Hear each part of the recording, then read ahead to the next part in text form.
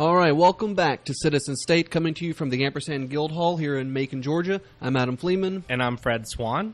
And it's been a busy week. In fact, it's been a busy 2 weeks. We didn't meet last week. Yeah, we didn't meet last week. We had a week off, so a lot has gone on. So we won't hit all of it, but we're going to hit the biggest things going on. All right, and then some of those biggest things is you're still in the race. Yes. So far, no other major challengers have come forward for the primary. So far, on the Democratic side, I am the only one who stepped forward and said, I will run. All right, is there any news on the other side? I do know that there is another challenger on the Republican side who said he's going to step forward, a Danny Ellison. I don't know much about him yet. But He's Keith Ellison's brother. Is it? I don't know. Because he could be. Yeah. I mean, I know that one lives in Georgia, the other lives in Michigan, but who knows? I don't know these things, but I do know that he has claimed to be a Republican. I don't know much about his platform. I don't think he's put that out yet. I think it's more put out kind of like, I'm going to run, watch out for my announcement kind of thing. But that could really be interesting in our current climate to say what.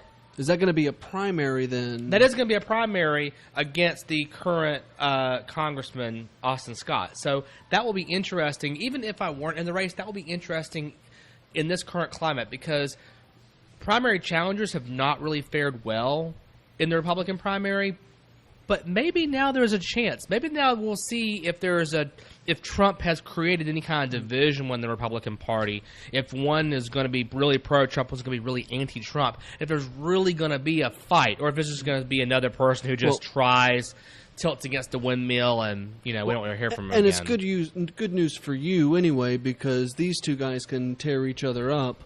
While you just kind of sit back. Well, if they have a really harsh primary and have spent a ton of money and I don't, or have a light primary, But let me just say, for the record, I'm a fan of the primary system. I think it's a great way for the party to choose the candidate, not for the candidate to pick their race. I don't want anybody to be seen as this sort of handpicked or this coronated person at the beginning. Well, we've already seen that doesn't work very well. It doesn't work well. You need to get the base's buy-in from the beginning, which a primary kind of does. I think people are kind of scared of primaries because you have to spend your general election money in your primary, but I actually think that there's some value in you spending that primary time getting out to the base, getting out to your grassroots, building up your support. If it is, and if you are going to be grassroots, you can't be those other things you were talking about. Exactly. You can't, by definition. Yeah, so the primary system, there's goods and bads to it, and I think that we saw both during this last general election. Yeah, I can agree with that. Right. Not to get too much into that, because we tend to do that too much. We tend to focus on what happened during the last election. I'm so over it. Oh, my God.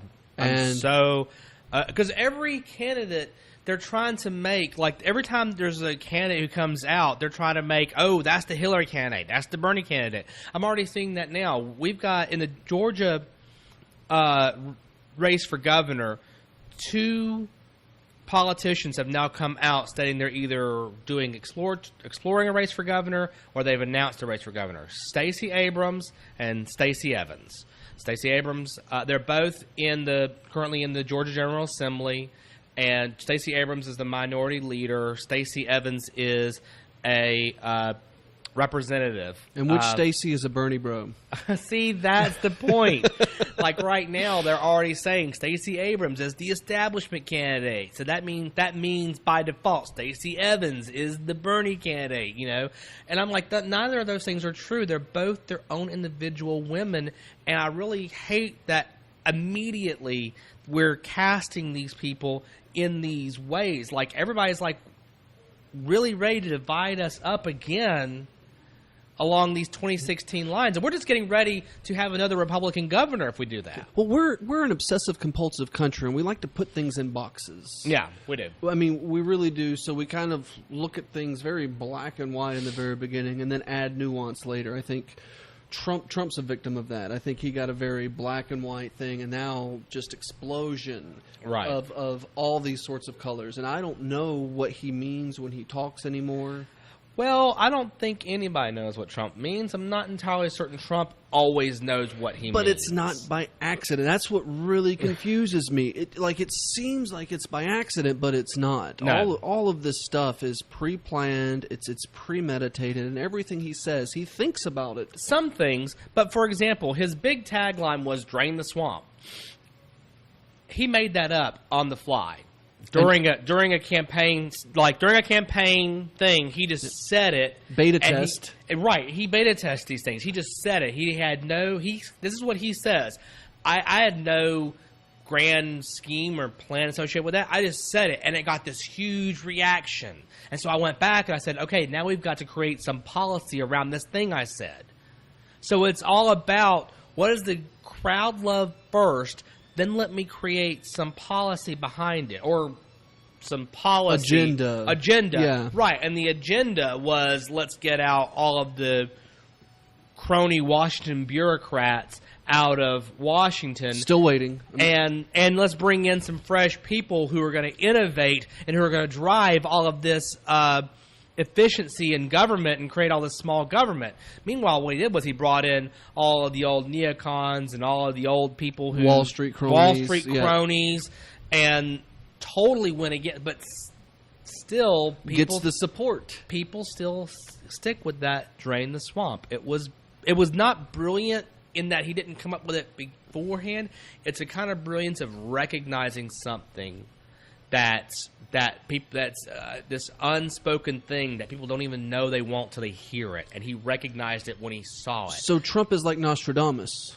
Yeah, totally. He doesn't actually see the future, but he sees what people want and then gives it to them. He can say things and then interpret that when he has to do something similar later. Right, exactly. Yeah, well, I mean, in that aspect, he's good at the job.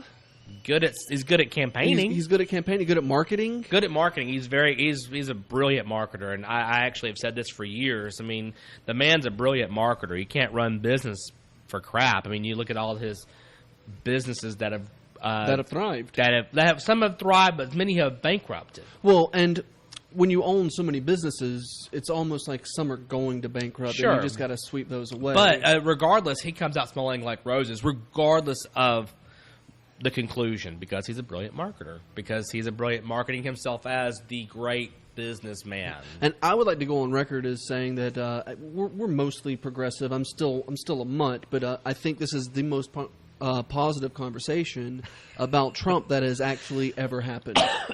Yeah, totally. I mean, and you shouldn't have to criticize him all the time. Maybe it's good to talk about his good points from time to time. And I personally, there are a few of them that I see, but it's mostly because there's nothing but attacks out there. And guess what? So I am going to be running, and if I do have a primary, somebody's going to take this video right here, and they're going to say, see how much he's a pro-Trump Democrat.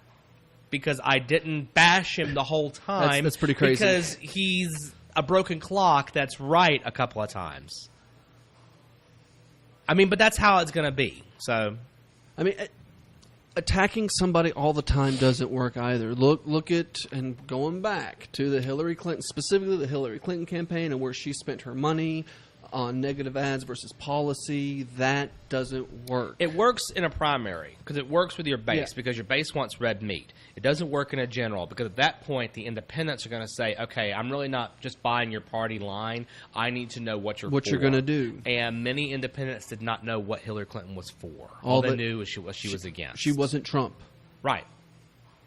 So, yeah. So being for something is going to be very crucial and vital in this coming up election. We've got to have specific policies that we want to fight for. Well, people want something to vote for, somebody to vote for, not right. something to vote against. Exactly.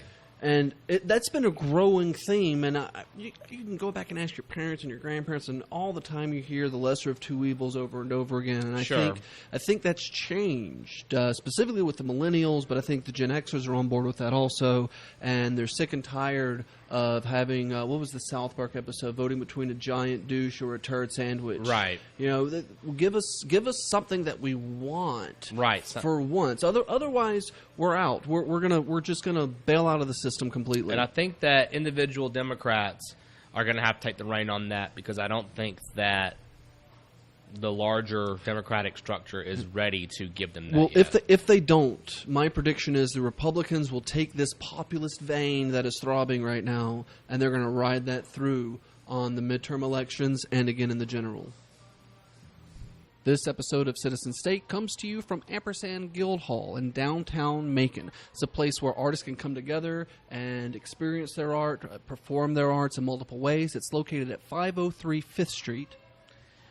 Ampersand Guild Hall defines art in many different ways, from visual art and music all the way to political podcasts. Including Citizen State.